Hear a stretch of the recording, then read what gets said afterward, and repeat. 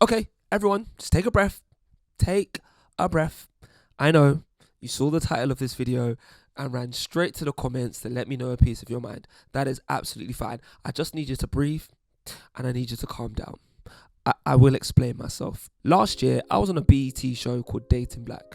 I was in the original version in 2022 and I was invited back again on the All-Star version in 2024. Now, on this show, we were discussing dating in the black community, specifically here in England, and I made a very honest and genuine comment about my observations about the differences between black Americans and black Brits. I went to LA last year, and culturally, Americans and Brits, black Americans and black Brits are so different.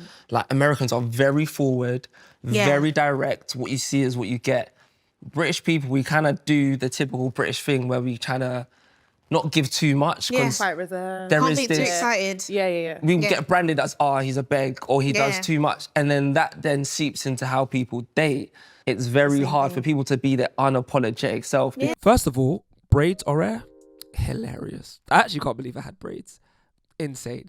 Second of all, there was no malice in anything that I said, you know.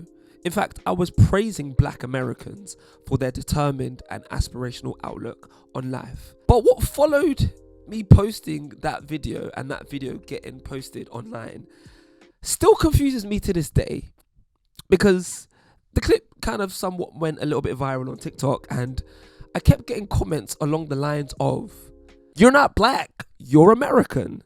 Stop trying to be like Americans." I don't understand why British people are... I don't know what accent this is, by the way, so forgive me. I don't understand why British people are so obsessed with us. I'm not going to do the accent anymore. Why are Brits always talking about us? Oh, and the classic one, the one that Americans always go for.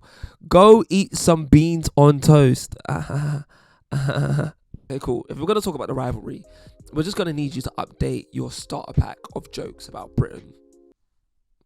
Beans on toast. It's been done before. Need some new material, guys. Come on. But those were some of the comments that I was receiving, and it made just an ever so slight dent in my mind. And I was like, oh, okay. I didn't realize there was a little bit of tension between Americans and Brits.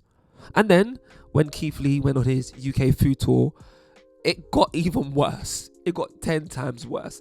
The back and forth between black Americans and black Brits had gotten really ugly and really nasty. I say this all the time. I am chronically online to my own detriment, and I hate this for myself. I genuinely need to go outside and touch some grass. I spend far too much time on the internet. And I say all of that to say this. Before, a lot of these conversations would live and die on the internet. You know, it will live on a Reddit thread, in the TikTok comments, on X or Twitter or whatever the hell that application is called. But now, a lot of these conversations are starting to bleed into everyday life, and there's a quiet animosity brewing between black people from both sides of the Atlantic. And I can go a step further. Last week, well, it depends on when I release this video, the other week, Drake headlined Wireless. He headlined Wireless for 3 days. On the second day, Drake co-headlined with The Mandem. And this is where he brought out the likes of Skepta, Dave, Central C, K-Trap, J Hus, and many other UK rappers. And I know you've probably seen the clip already, but I'm going to remind you of what he said. He went on that stage and he said this. About my love for London rappers, the best lyricists in the world, mark my words. Oh shit. I don't care what nobody says, nobody can out-rap London. Nobody. No disrespect to America, no disrespect to my country, but nobody can out-rap London rappers. This is the best, highest level. This is what I aspire to be. Now, whether you like him or not, people are always going to spark a conversation when Drake says or does something. And to give him a bit of credit, not even a bit of credit, to give him credit, for more than over a decade, in fact, since about 2011, 2012, Drake's love for the UK and UK music has been well documented. However, making that specific comment sent black Twitter on both sides of the Atlantic and US hip-hop media into an absolute frenzy. Then we get into the fact that Skepta has been tweeting recklessly about Americans for the last couple of weeks and sent a diss track to Joyner Lucas. Then we also get into the fact, and I will dive into this properly in this particular episode, we get into the fact that a significant amount of black British actors have infiltrated Hollywood and have been cast in roles that should have and could have gone to actual African Americans. Then we get into the treatment of Tyler, who's obviously not British, but her emergence in America and her identifying as coloured has proved to be problematic to some black Americans. Then we throw into the mix the comments made by Jay Versace about African looking models the other day. Maybe it's just me, but it feels like there is a major black cultural misunderstanding happening between black Americans, Brits, and the wider diaspora. And because of that misunderstanding, the comments being made from both sides, everyone's equally complicit in this, the comments being made from both sides are starting to feel ugly. And it feels like it's gonna reach boiling point sooner rather than later. So, on this episode of Small Talk, I want to talk about the quiet, ever so subtle rivalry, if I can use that word, between black Americans and black Brits, with a sprinkle of further perspective from the wider black diaspora.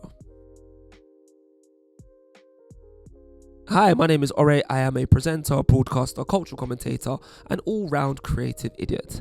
And welcome back to another episode of Small Talk. This is where I sit in my bed and I delve into the world of news, sport, politics, current affairs, popular culture, entertainment, and everything in between, but aim to delve that little bit deeper than beneath the surface. Before we continue, I think we would all benefit from defining some key terms, because some of these terms have been beating people's asses for quite some time now. And the terms that I want to define are nationality, race, ethnicity. Because a lot of people don't know the difference between them. Nationality: the status of belonging to a particular nation by birth or naturalization. Race: any one of the groups that humans are often divided into based on physical traits regarded as common among people of shared ancestry. Shared ancestry. Physical traits. Common. Shared ancestry. Ethnicity: a large group of people with a shared culture, shared language, shared history, set of traditions, etc. So let's keep these definitions in our mind as we work our way through this episode. And I will use myself as an example for you, just so we can understand the complexity of all of these three terms. I see myself as a black British Nigerian. I'm black because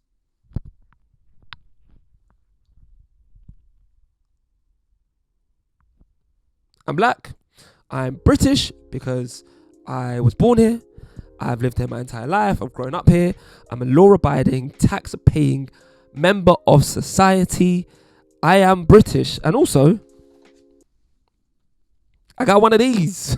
And I am also Nigerian at the same time because my parents, they are Nigerian migrants. They came to this country, meaning I have Nigerian heritage and Nigerian ancestry.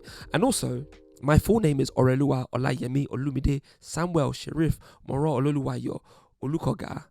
Girl, I'm Nigerian. Now, I know and I understand that a lot of black Americans and a lot of African Americans are not able to trace their lineage in the same way that I've just done. And that's obviously because of a long, brutal and complex history. Slavery. But for a brief second, I actually want to talk about how great black America is. I know, you might be pleasantly surprised, because I've always seen black America as a cultural force like none other. It's kind of hard to really quantify their impact, but you see it every day in all corners of the world, from the way that people dress, to the usage of AAVE, to the music and art that people consume, to the constant imitation of everything black Americans do. America is a global powerhouse. This is a country that gave us Michael Jackson, Luther Vandross, Stevie Wonder, Whitney Houston, Aretha Franklin, Beyonce, Serena Williams, Michael Jordan, LeBron James, Eddie Murphy, Barack Obama, Oprah Winfrey. I can go on and on. This episode could literally be me just talking about some great black Americans. The global and dominant cultural cachet black America has cannot be overstated. Their culture is the most imitated, referenced, commodified, monetized, and mimicked form of blackness in the world, and that is an undeniable fact. Now, obviously, this video is about the rivalry. There's no real rivalry. It was just clickbait. Obviously, this video is about the rivalry between Black America and Black Brits. And you're probably sat here thinking, well, alright, you're British. Why are you heaping so much praise onto America? First of all, I'm not an idiot. Second of all, I have no real horse in this race. Third of all, I'm not pandering or trying to beg friend or befriend Americans. I'm literally just stating historical facts. Like, I did reading to put this video essay together. These are historical facts that me here in Britain, I simply cannot try and contest or deny. In fact, blackness as a social construct is a direct result of, and you guessed it, surprise, surprise, the transatlantic slave trade. Yay, fun. By the way, for all of the Americans watching, I'm British, as you can probably tell from my accent, and here in Britain, we have very dry and sarcastic humour, and it doesn't always land in America. That's fine. It's one of the many differences that we have. Absolutely fine. But even though you may not understand it, I just want to make this disclaimer. I am by no means trivializing slavery. I'm not. I know you get it, but I feel like I have to make it abundantly clear, because someone's going to go into the comments and saying, why is this guy joking about slavery? I'm not. African Americans created the concept of being black because prior to slavery, indigenous African people did not use the term black as a racial identifier. You were just from the country that you were from. For example, somebody from Ethiopia was just seen as Ethiopian. Somebody from the Yoruba tribe was just Yoruba. They would have not been deemed as black. Then slavery happens, and all of a sudden, these diverse ethnic identities were now lumped into one homogenous group, and we were all forced to have this shared identity. So the very concept of being black is in itself inherently racist. It's a social construct that was created because of slavery.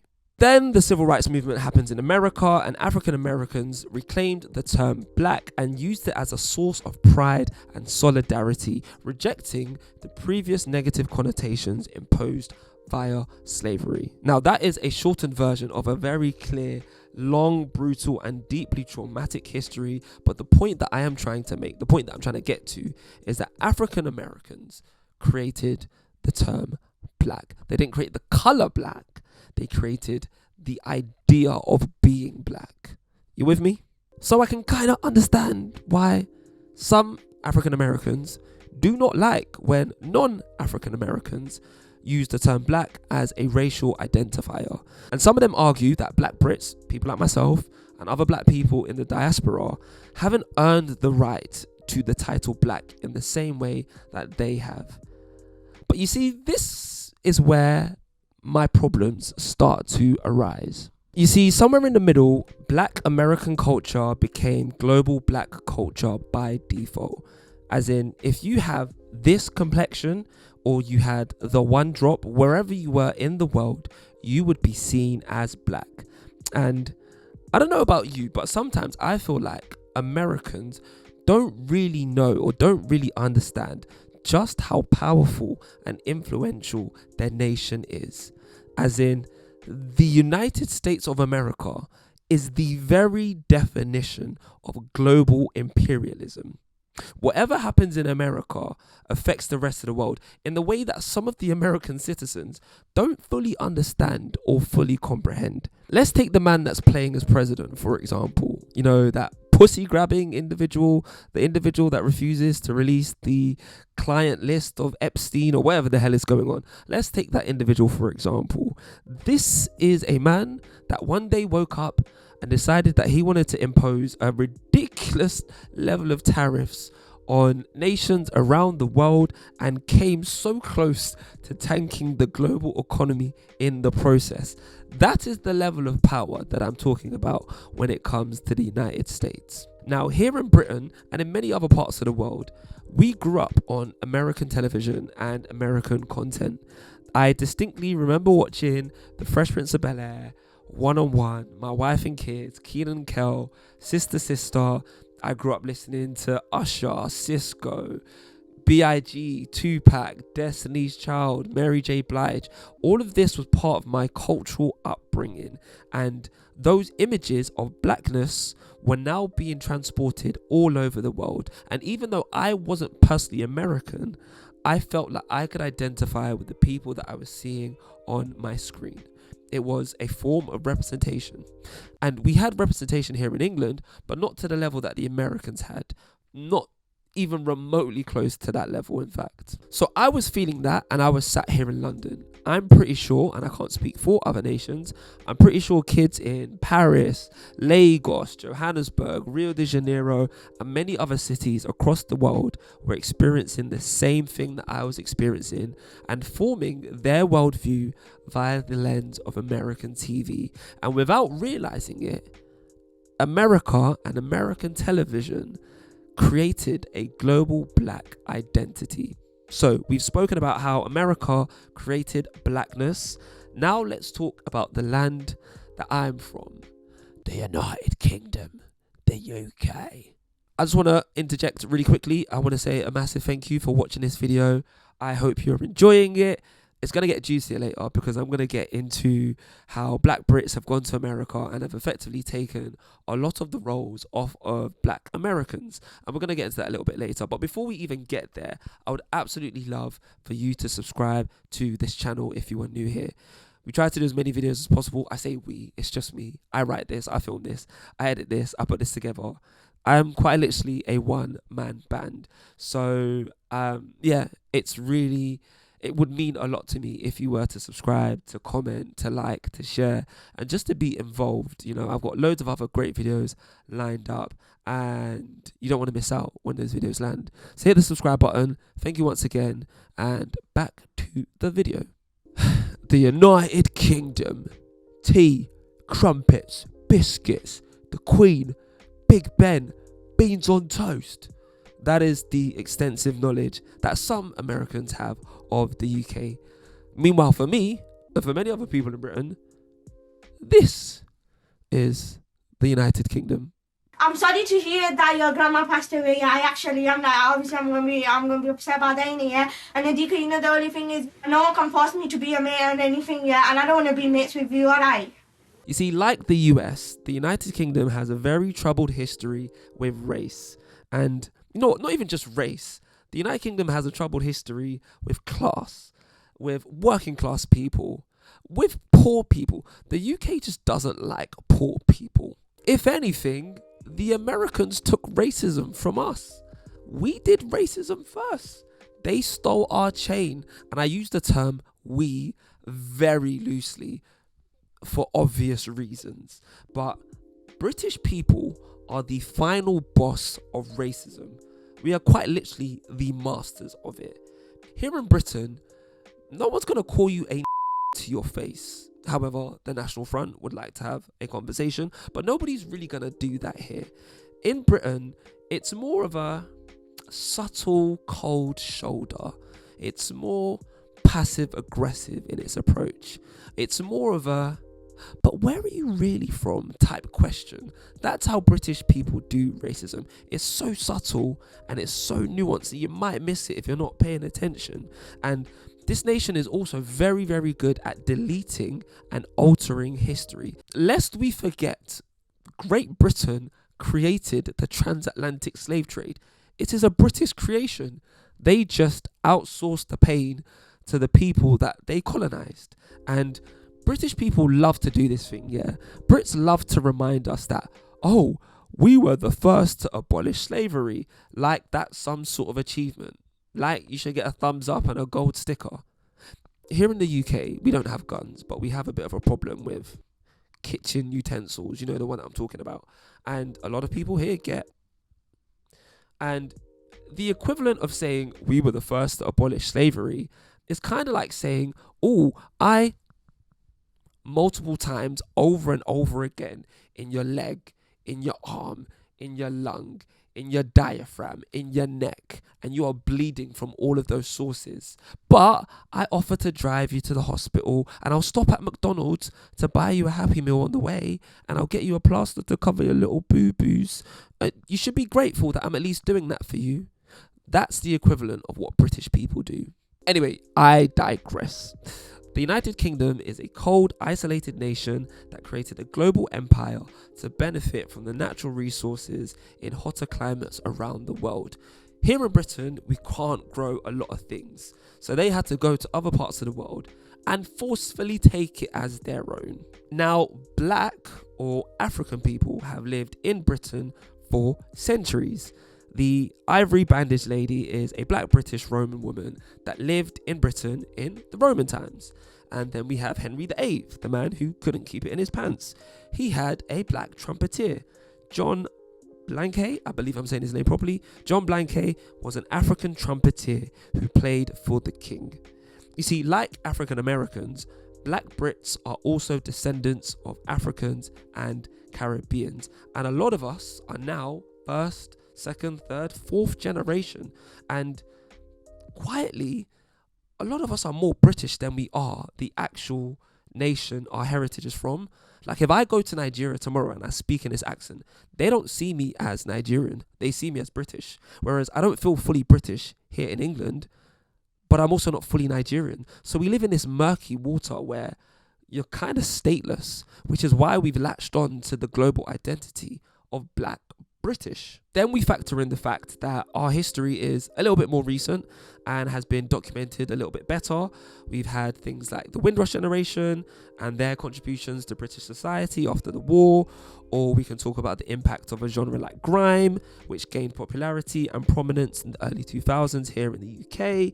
And as a result of all of these things, the term Black British was born out of the unified black identity that I spoke about earlier in the video. And this is where history overlaps. The UK is heavily and significantly influenced by the civil rights movement in the USA. During the 1960s, figures like Stokely Carmichael popularised the slogan Black Power. His advocacy for black unity and self-determination resonated internationally, especially here in Britain, where similar social and racial issues were being confronted. And we've had our own run-ins with the law and the powers that be. Here in Britain, we've had the Brixton riots, we've had the Bristol bus boycott, we've had the brutal murder of Stephen Lawrence, and many other cases. So the parallels between America and the UK, they are there. But the differences are also there. And blackness and being black became this catch-all term for anyone with this particular complexion. However, blackness is not exclusive to just one country's pain. One country doesn't have a monopoly on blackness. Black Brits, we have our own traumas. So do the black French. So do the black Germans, the black Swedish people, the black Australians. Like, blackness is more than just America in 2025. And yes, blackness is culturally American. Historically, it is American, but it's also political, it's spiritual, it's historical, and many other nations have now taken and created their own different versions of the term black. And there's also another layer to this where here in Britain, we're not really taught that much about black British history, and we struggle to even piece it together. In our schools, we're only ever really taught about everything that's American and African American, because I can sit here and talk to you about slavery. I can talk to you about Malcolm X, Barack Obama, Jesse Owens, Dr. Martin Luther King, Rosa Parks. I can talk to you about all of those individuals. We aren't taught stories about the Black British Panthers or how badly black people were treated when they first emigrated to the UK. Those things intentionally are left out of our curriculum. Ask yourself why though. So in my opinion, my own humble opinion, you don't have to agree, in my opinion, Anyone of African or Caribbean descent who decides to identify as black and lives that experience, whether that be socially, politically, or culturally, they have every right to claim blackness as an identity. Whether you live in Birmingham, Alabama, or you live in Birmingham here in the UK, blackness is still valid. Okay, let's get into the meat of this issue, and this is something that I've been wanting to talk about and have been waiting to write about for a very long time. And I want to talk about the ongoing tension between black Americans and black Brits when it comes to film and cinema. I know you know it, because I definitely know it and I definitely see it. There is a very noticeable trend of black British people being cast in major African American historical roles, or as just Americans in general. We've had Daniel Kaluuya play Fred Hampton. We've had Cynthia Erivo play Harriet Tubman. We've had David Oyelowo play Dr. Martin Luther King. Damson Idris in Snowfall. Idris Elba in The Wire. To some African Americans, it feels like erasure. And you know what? I hear them. I actually hear them. I don't have a rebuttal. You see, these aren't just characters. A lot of these people that they're playing are actually their ancestors, their grandparents, their great-grandparents, who may still be alive, because the civil rights movement wasn't too long ago. We're talking 60, 70, 80 years ago. A lot of those people are still alive to this day. And there is cultural weight and trauma and a very specific American muscle memory in these stories. And I feel like those stories should be told and portrayed by black Americans first anyway. And look, this isn't an accurate comparison, but I wouldn't want to see an American actor play someone like Stephen Lawrence. It just wouldn't feel right. They wouldn't understand the weight and the gravitas and the meaning behind that story. So I can understand why they feel a type of way if somebody from our country plays Martin Luther King. Martin Luther King, come on. For me, it's frustrating because it's created a divide that doesn't actually need to be there, when actually cinema and art should actually be the thing that brings us all together. I know that's some kumbaya bullshit, but honestly, I truly do believe that. And when I'm talking about black Brits being in America, I think about this particular skit. Great. Oh. Brilliant. Just the way you move, especially when you talk, I just really see this character coming to life before my eyes. Cheers, it's fabulous. Mate. Cheers. It's fabulous. Antoine, your performance, it's just not quite there yet, okay? I really need to see you make more of a transformation, okay? Like Nigel here. That dude's British. Yeah. Antoine, if I might jump in with a bit of advice. I don't think I need that. Now, I know that skit is actually funny, but there's genuinely a lot of truth in there. I'm going to say the quiet bit out loud. I'm going to say it out loud. British actors or actors of African Caribbean heritage are perceived by some Hollywood execs as more palatable and more classically trained. And it's not that we are inherently better actors, even though we have some exceptional talents coming out of this country. It's that for whatever reason, in their minds, we fit a certain aesthetic that Hollywood decision makers seem to find digestible. And I hate the fact that this still exists, but this accent that I have, the British accent, is still associated with intellect and refinement and a certain prestige. And this further shows just how dominant the US media machine is, because if it wasn't for a show like Top Boy or Supercell getting picked up by Netflix, a lot of black Americans wouldn't actually know what life is like for black people here in London. This is a sweeping overgeneralization, but the overwhelming impression that I think Americans have of Britain is Queen Elizabeth and Big Ben. That's it. Those are their two reference points, and beans on toast, which we have mentioned a million times in this flipping episode. See, here in the UK, we take acting and drama very, very seriously, and the UK has a long prized classical theatre training and dramatic arts education, even for lower income working class kids. We have schools like RADA, we have schools like the Brits School and Almeida, who have produced a pipeline of elite black British talent over the years. And please correct me if I'm wrong, please correct me if I'm speaking out of turn, but I've done some research and I've spoken to some Americans. A lot of young black actors in America have to really hustle to get a foot in the industry, and they never really get an opportunity until they are up and popping, and they only can get up and popping on their own accord. And it's interesting having this conversation because I have aspirations to one day work in American media. I don't necessarily want to move there, but I look at someone like Trevor Noah, who is South African, and he grew up in apartheid South Africa, moved to America to do The Daily Show, has been part of their culture, but also still has an understanding of different cultures around the world. But it's interesting to see how he's been received and some of the backlash that he gets. And I think of, if I was to go there, would I be taking up space that could be given to another black American that wants to do something that I want to do?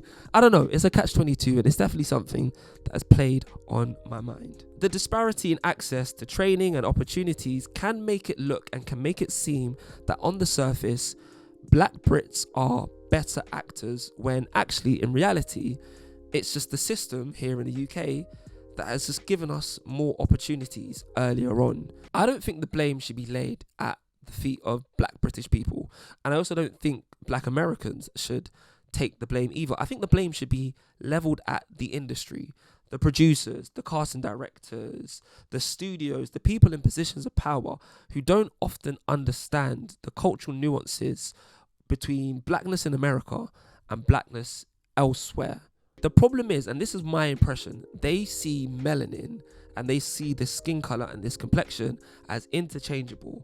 And as long as the actor is dark and can do an American accent, and they think that person is good enough, they get the role and they are greenlit. And more often than not, it seems to be going to people who sound and talk the way that I do. I do want to say the UK is a bit of a weird space where black actors feel like they have to go to America because there aren't that many opportunities here in the UK unless it is a Top Boy or a hood gang related film.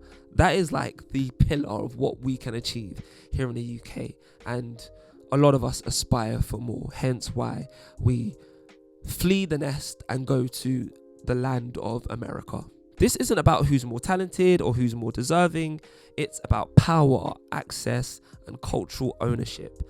Black Americans want to own their culture, and if somebody else is coming in and doing it for them, I totally get and understand why they feel as if they're being erased. There's also a bit of an irony to black Brits going to America and taking roles, because Britain colonized majority of the world and they colonized a lot of African countries, and now children of those African nations are coming to a land like America and taking roles that could have been given to native people in that land. This is why colonization and the British Empire is one of the worst things to happen in human history, because the boomerang effect of the empire is being felt today. You know, Hollywood, which already has a terrible track record when it comes to giving space to black American stories in the first place, it compounds this idea and this problem by outsourcing the pain to people that aren't even native to the land of America. Now, I haven't had a chance to speak about music yet. I absolutely love music. I love hip hop. I listen to UK hip hop. I listen to American hip hop. I listen to French hip hop. I listen to hip hop across the world. And after Drake made his comments at Wireless the other day, everything's in a bit of a frenzy. UK rappers, stop sending for Americans. Please, you're embarrassing us. We didn't ask for this. Stop. Everything's in a bit of a frenzy right now, and things are still moving in real time. So I'm going to dedicate a completely separate episode to exploring black American music and black British music. And in that episode, I'm going to discuss things like, are there similarities between the two nations? What are the differences?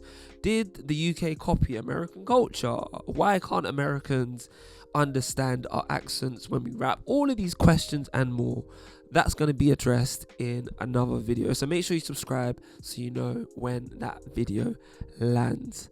I'm losing my voice. When you come in the cop, when you cop, and you go to the floor, in the hot, in the that shit sounds ridiculous. Now, I've given black Americans a lot of credit in this particular episode, a lot more credit than I thought I would, but credit given where credit is due. But I also have to provide balance, and I'm here to critique not just black America, but America in general.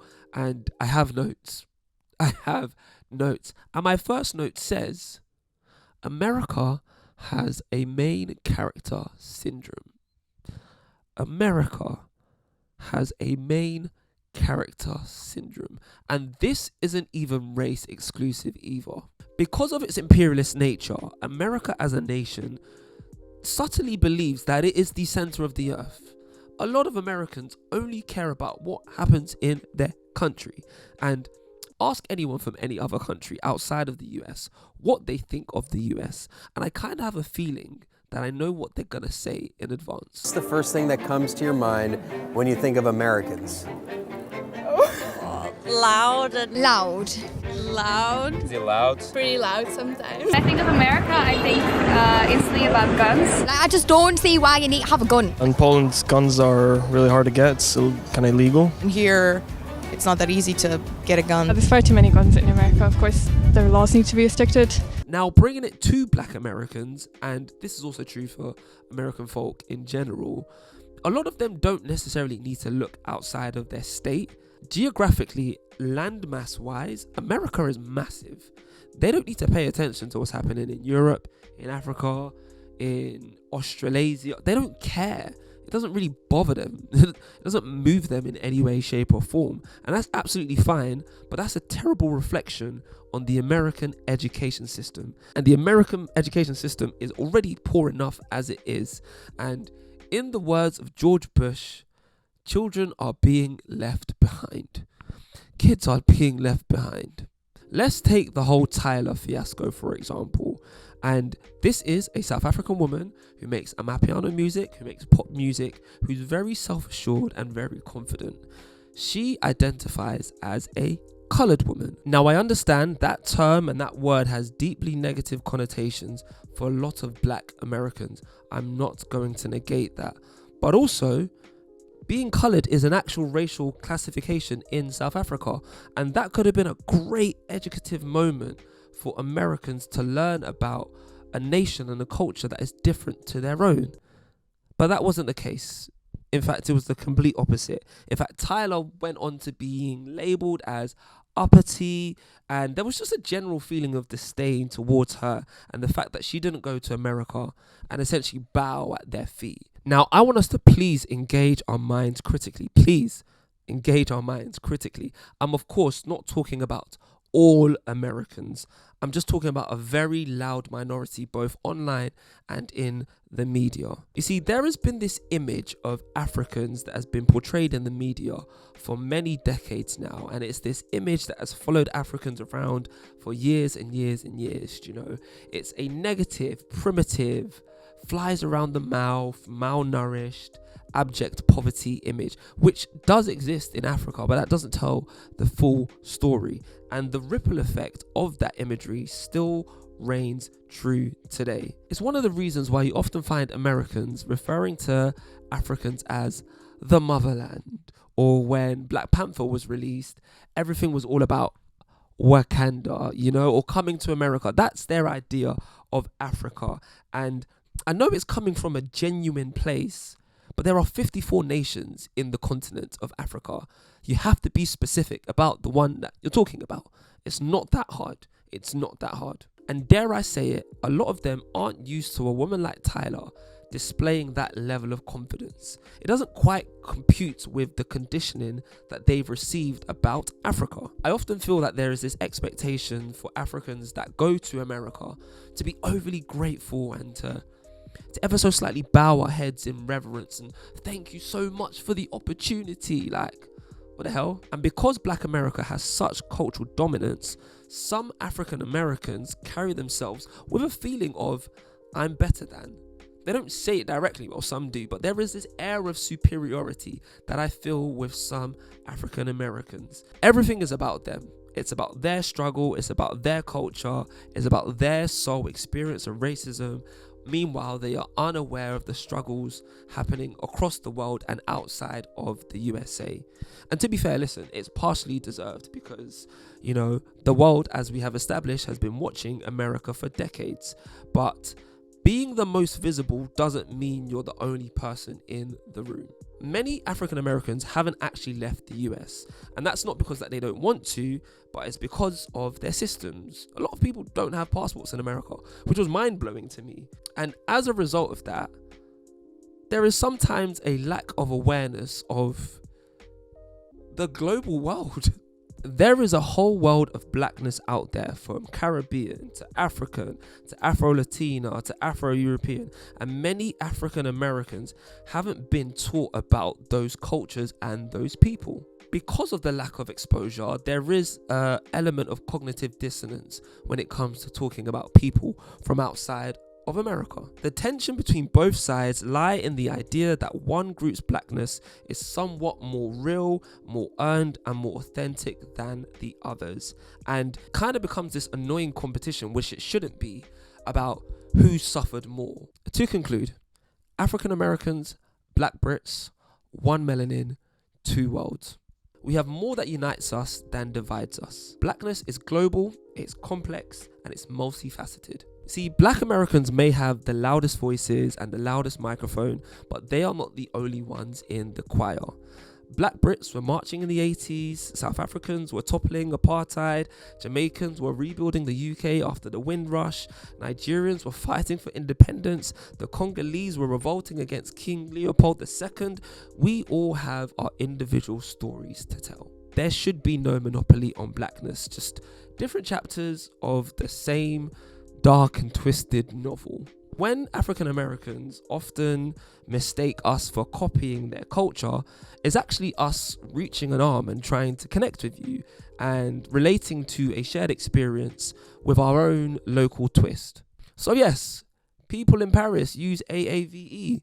Yes, people in London do drill and wear Nike Tech fleeces. Yes, Afrobeat artists love hip hop, but that's cultural cross-pollination, not theft. Listen, you are more than welcome to come to Nigeria, come to Dirty December in Ghana. You're more than welcome to eat jollof rice, come to the UK. We can show you around.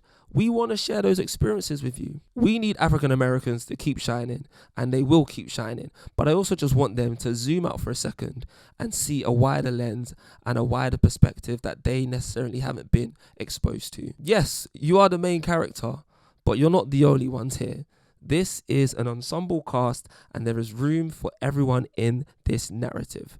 Afro-Brazilians, Sudanese, Germans, Trinidadians, Ghanaians, Haitians, Black Brits, and everyone in between.